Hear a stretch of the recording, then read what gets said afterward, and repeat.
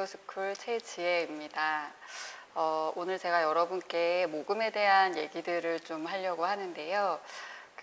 지금 이 시간에는 첫 번째 세션인 대중모금과 고액모금의 건강한 균형 찾기에 대해서 일단 좀 말씀을 드리겠습니다.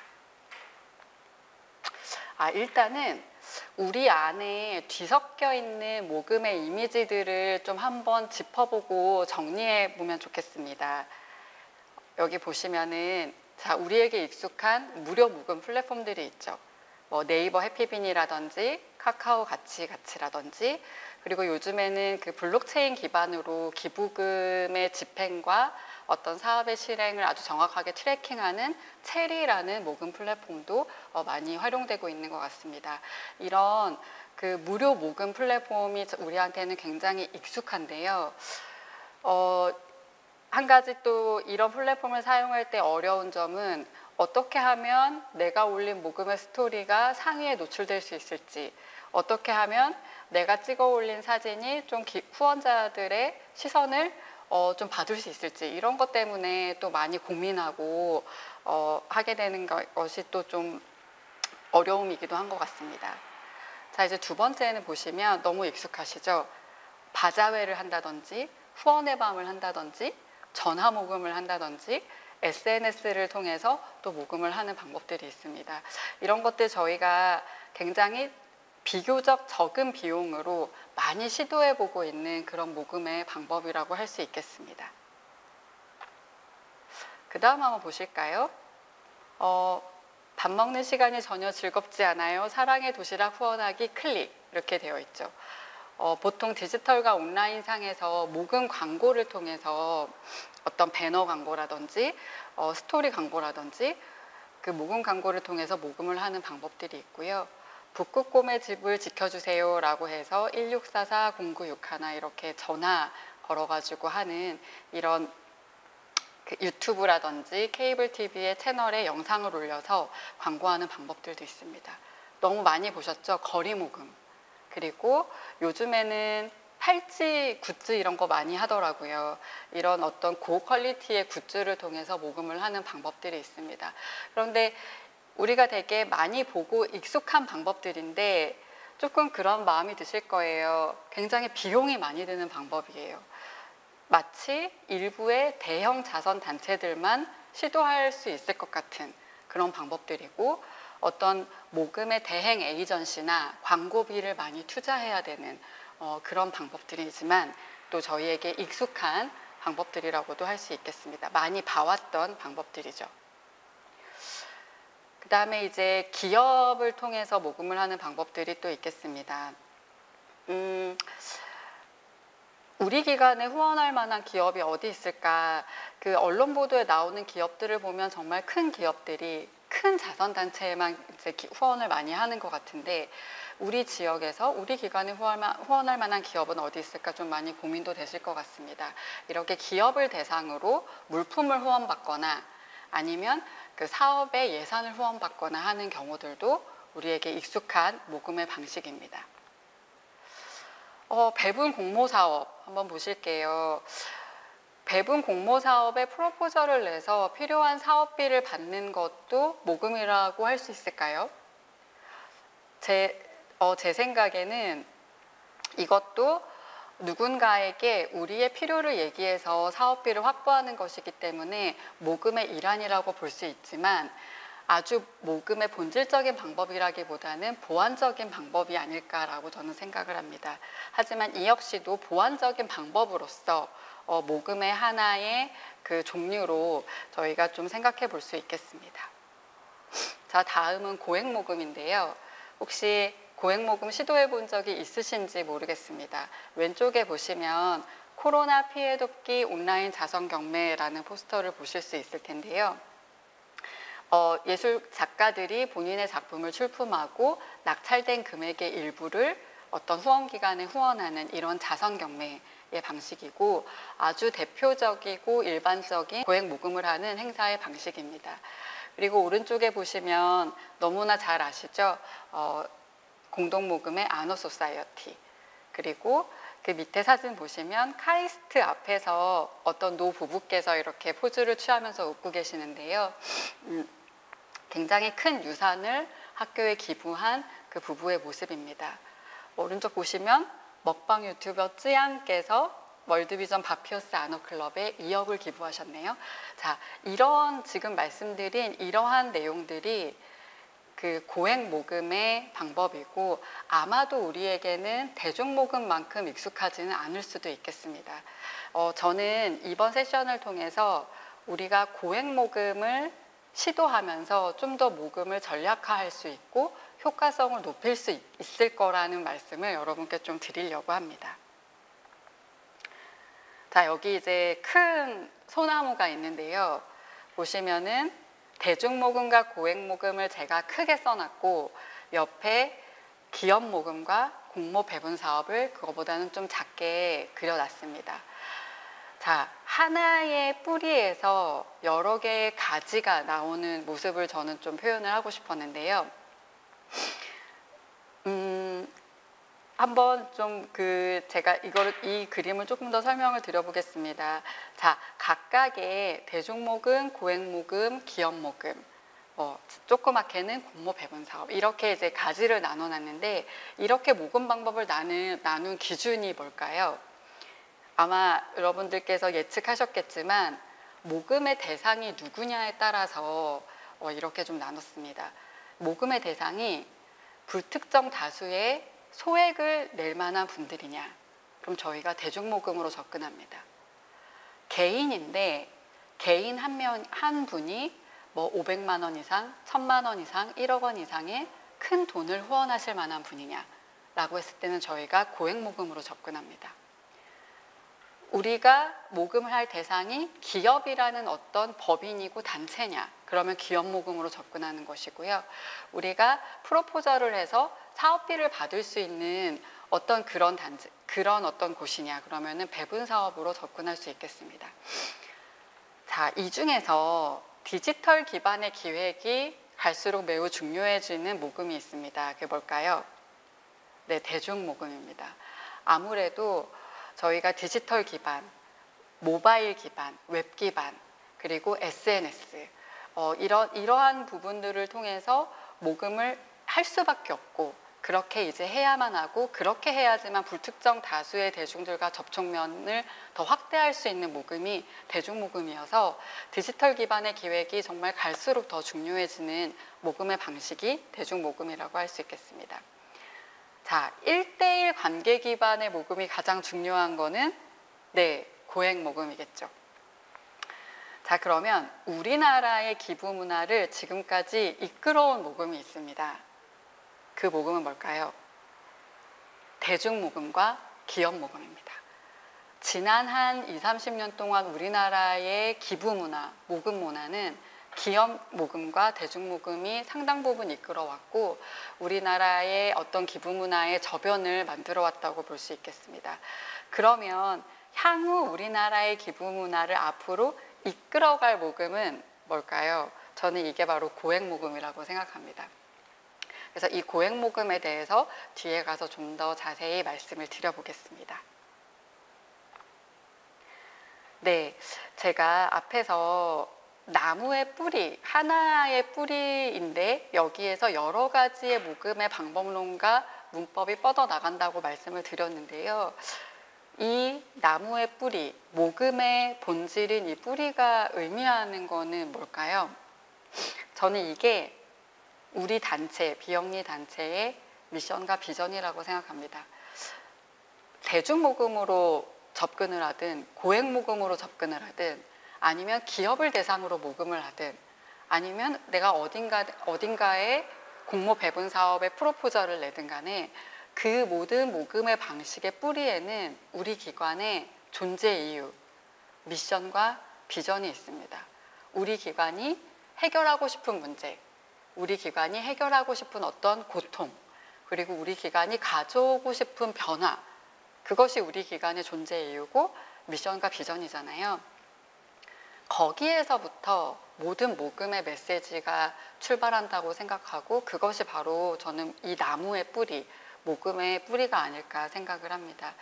그러면 우리가 이 미션과 비전을 후원자님들께 얘기하고 싶어요. 그리고 후원자님들 역시 이거를 알아야지만 우리와 함께 할 수 있잖아요.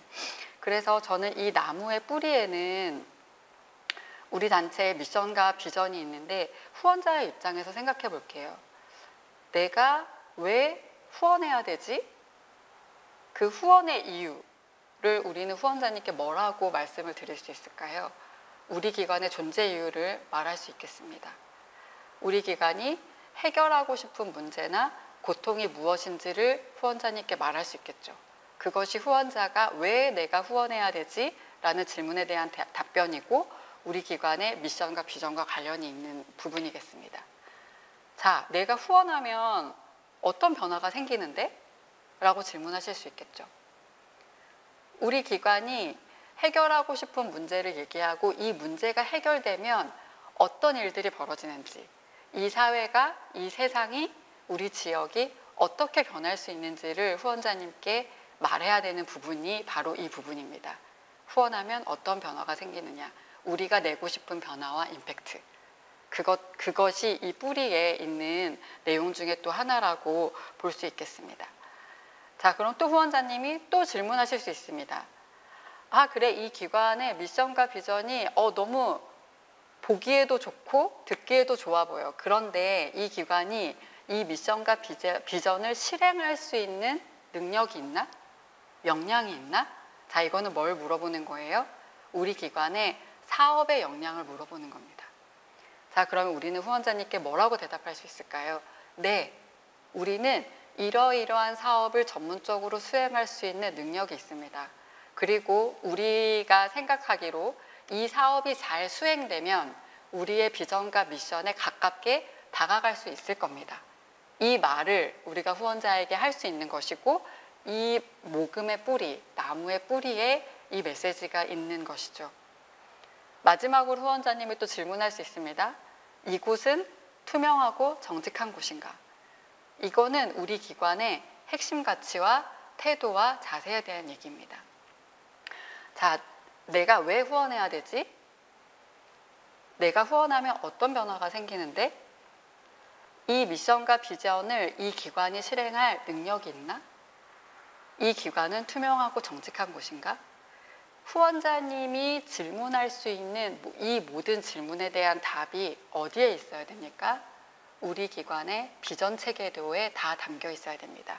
다음 슬라이드를 보시면 비전 체계도와 모금이 이렇게 밀접하게 연관되어 있음을 보여주는 슬라이드입니다.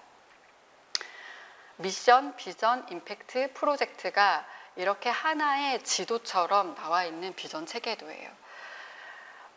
아마 어떤 기관들은 비전과 미션이 사무실 어딘가에 액자로 이렇게 만들어서 걸어져 있을 수도 있고요. 우리 홈페이지에 이 비전 체계도가 나와 있는 기관도 있을 수 있습니다. 이거는 그냥 우리 기관의 미션과 비전을 멋있게 만들어 놓은 그러한 메시지가 아니라 후원자님들께 우리가 직접적으로 말할 수 있는 가장 중요한 코어 메시지가 바로 이 비전 체계도에 다 담겨 있다고 보시면 됩니다. 자, 내가 왜 후원해야 돼? 우리 기관의 미션과 비전에 대한 얘기죠. 내가 후원하면 어떤 변화가 생기는데? 임팩트에 대한 얘기입니다. 이거 미션과 비전과 임팩트 어떤 식으로 만들어낼 거야? 사업과 프로젝트에 대한 얘기입니다.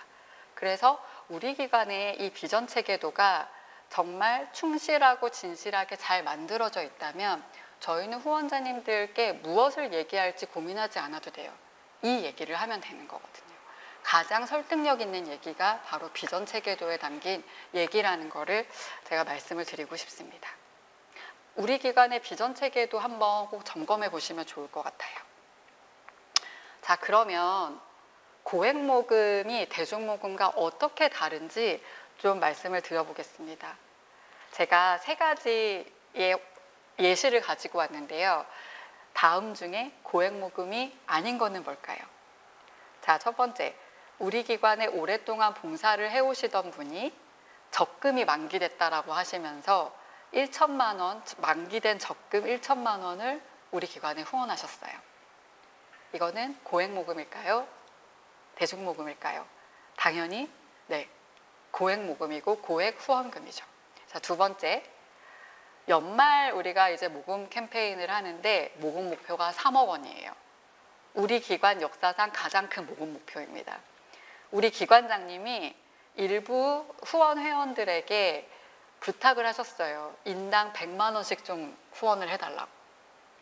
자, 이거는 고액 모금의 방식일까요? 아닐까요? 얼핏 보면 당연히 고액 모금의 방식 같죠. 그런데 엄밀히 말했을 때는 고액 모금이라고 하기는 어렵습니다. 왜냐하면 인당 100만 원씩 내달라고 했기 때문에 금액이 크잖아요. 고액 모금이라고 보일 수 있지만 고액 모금이라는 거는 n분의 1이 아닙니다. 그 사람이 낼 수 있는 가장 최대의 금액을 내시도록 하는 게 고액 모금이에요. 자, 기관장님이 후원 회원들에게 인당 100만 원씩 내주세요라고 했는데 이분들 중에는 1000만 원을 낼 수 있는 사람이 있을 수도 있습니다. 500만 원이 낼 수 있는 사람이 있을 수도 있습니다. 그렇기 때문에 그 사람이 낼 수 있는, 그 사람의 후원할 수 있는 능력과 우리 기관과의 관계와 그분의 관심사를 고려해서 그분이 이번 캠페인에 낼 수 있는 가장 최대의 최선의 금액을 내실 수 있도록 우리가 하는 것이 고액 모금이지, 100만 원, 200만 원의 약간 커 보이는 금액을 n분의 1로 뿌려버리는 것은 고액 모금이 아닙니다. 이것은 마치 대중모금의 방식으로 고액 후원을 요청하는 오류와 같은 거거든요. 그래서 우리가 굉장히 많이 발견되는 오류예요. 그래서 이 부분은 좀 주의하시면 좋을 것 같습니다. 자, 세 번째, 매월 10,000원을 후원하시는 후원자께서 그분은 고액 후원을 하실 만한 어떤 그런 자산이 있거나 경제적인 능력이 있으신 분은 아니에요. 그런데 이분이 자기의 친구를 우리 기관의 행사에 데려오셨어요. 그런데 그 친구분이 알고 봤더니 우리 지역에 굉장히 큰 유지신 거예요. 이걸 알고 우리 기관장님이 이 친구분을 우리의 후원자로 만들기 위해서 되게 신경을 많이 쓰시고 이 관계를 경작하기 위해서 굉장히 노력하고 계신다고 했을 때 이거는 고액 모금일까요? 아닐까요? 라고 했을 때 이거는 고액 모금의 방법입니다. 그래서 굉장히 많은 고액 후원자님들이 누군가의 소개로 인해서 우리 기관에 들어오는 경우들이 많습니다. 이 관계를 우리가 놓치지 않고 정성스럽게 경작해가는 이 과정 자체를 고액 모금의 또 시작이라고 볼 수 있겠습니다. 후원 금액에 따라서 후원자를 구분할 수 있습니다. 공식적인 글로벌 명칭으로 이렇게 쓰고 있는데요. 스몰 도너, 미들 도너, 메이저 도너, 메가 도너 이렇게 쓰고 있고 구글에 이 단어로 검색하면은 많은 이제 그 자료들이 나옵니다. 자, 스몰 도너, 우리 기관의 스몰 도너는 어느 정도의 금액을 의미하나요? 뭐 10,000원, 월 10,000원 정도, 10만 원 이하 정도라고 볼 수 있겠죠. 자, 우리 기관의 미들 도너는 어느 정도 규모의 후원 금액인가요? 한 100만 원대 정도라고도 볼 수 있겠습니다. 예를 들면요. 자, 메이저 도너가 저희가 흔히 말하는 고액 후원자를 메이저 도너라고 합니다.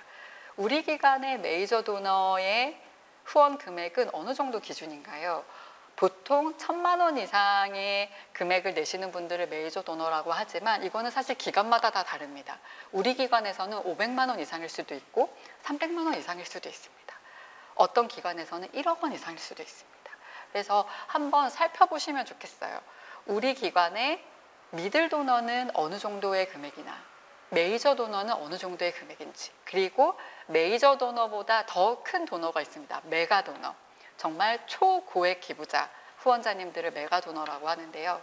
우리 기관의 메가 도너는 어느 정도의 금액을 내시면 메가 도너인지 이 기준을 한번 좀 살펴보시는 것도 재밌을 것 같습니다. 그리고 이 기준을 우리가 좀 정해놓으면 나중에 후원 금액별로 우리가 예우를 할 때도 굉장히 수월하게 그 예우 정책을 좀 수립해 볼 수 있을 것 같습니다.